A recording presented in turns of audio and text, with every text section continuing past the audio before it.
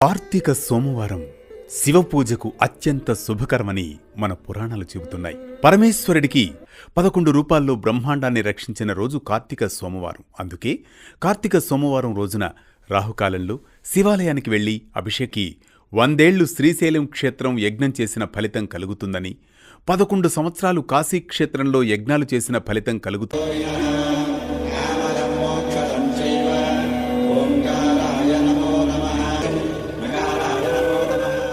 కార్తీక సోమవారం నాడు శివుడికి జిల్లేడు పుష్పాలు సమర్పిస్తే సర్వసంపద కలుగుతుంది.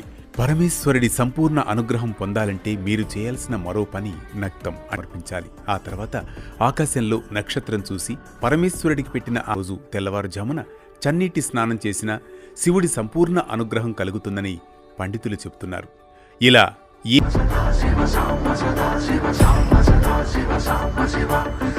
सर्वजनेश शिव घातक भंजन पातक नाशन गौरी समेत गिरीश शिव शक्ति किरीट सुकुंडल शोभित